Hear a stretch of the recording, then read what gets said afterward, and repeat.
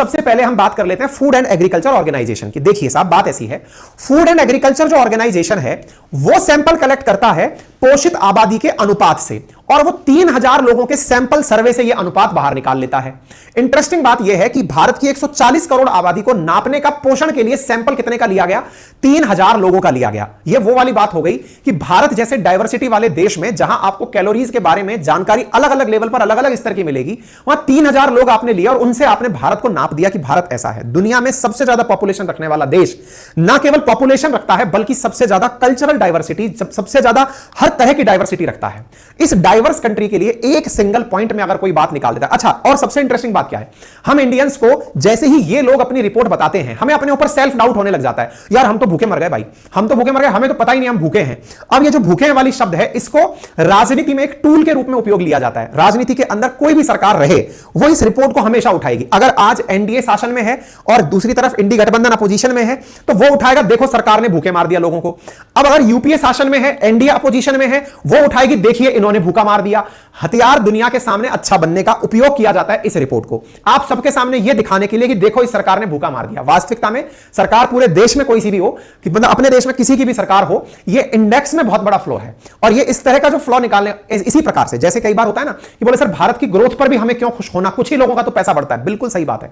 India की growth में जो सबसे बड़ी जो कमजोरी है वो भी यही है कि इंडिया में पैसा बढ़ता है तो भी कुछ चुनिंदा लोगों के पास बढ़ता है और हम खुश हो जाते हैं कि हमारी पर कैपिटा इनकम बढ़ गई। वास्तविकता में हमारी नहीं बढ़ी होती है, ठीक है ना। इन रिपोर्ट्स के पैमाने में बहुत सारी कमियां हैं, लेकिन अगर इनकी चुनौतियों की बात की जाए तो वो हमने आप लोगों को बताया। अच्छा, अब सबसे बड़ा सवाल निकल कर आता है कि सर अगर ऐसी ही बात है तो फिर हम लोग इस बारे में चर्चा क्यों नहीं करते, इस रिपोर्ट को हम ये क्यों नहीं बता पाते कि भाई भारत के अंदर राज्य सरकारों के द्वारा अपने अपने लेवल पर इतने सारे तरह के स्कीम चलाई जाती हैं कि तुम लोग अगर पोषण की बात करते हो ना, तो राजस्थान के अंदर इंदिरा रसोई चलती है, किसी दूसरी जगह पर कोई और रसोई चलती है, दीनदयाल किचन चलती है, कहीं पर जन रसोई चलती है, कहीं पर अम्मा किचन चलती है। हर राज्य के द्वारा 5-5 रुपए में, 2-2 रुपए में भरपेट भोजन खिलाने की योजनाएं चलती हैं। प्रधानमंत्री गरीब कल्याण अन्न योजना चलती है, आंगनवाड़ी स्कीम चलती है। भारत के अंदर पोषण को लेकर के कितना काम होता है। और दूसरी बात, पोषण के साथ साथ अगर यह कहा जाए कि 2 रुपए भी किसी के पास नहीं है, तो भाई सरकार के द्वारा रोजगार गारंटी भी चलती है। 255 रुपए प्रतिदिन के हिसाब से राजस्थान में दिया जाता है एक आदमी को मनरेगा की मजदूरी के नाम पर। कहने का कुल मिलाकर मतलब यह है कि इंडिया में पर कैपिटा इनकम इतनी भी कम नहीं है कि 2 रुपया आदमी या 5 रुपया आदमी अपनी भोजन पर खर्च ना कर सके। सरकार गरीब कल्याण के तहत अनाज भी बांटती है। दिक्कत क्या है? पैमानों के अंदर दिक्कत है। तो क्या हम इस बात को अवॉइड कर दें कि हमारे यहां कोई भूखा नहीं है? नहीं,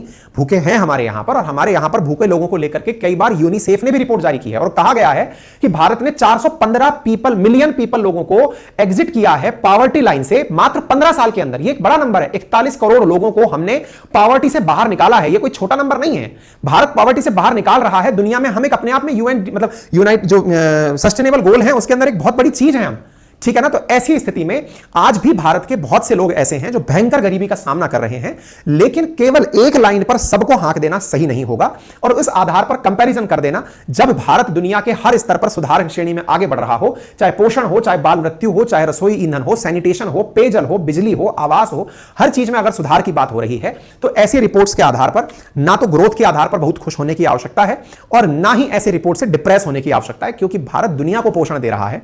अफगानिस्तान को असिस्टेंस हम दे रहे हैं, श्रीलंका को असिस्टेंस हम दे रहे हैं, म्यांमार को असिस्टेंट पोषण की हम दे रहे हैं, और हम ही को कोई नाम दे रहा है। तो ये था कुल मिलाकर के ऑब्वियस सा आंसर आपके सामने, ठीक है।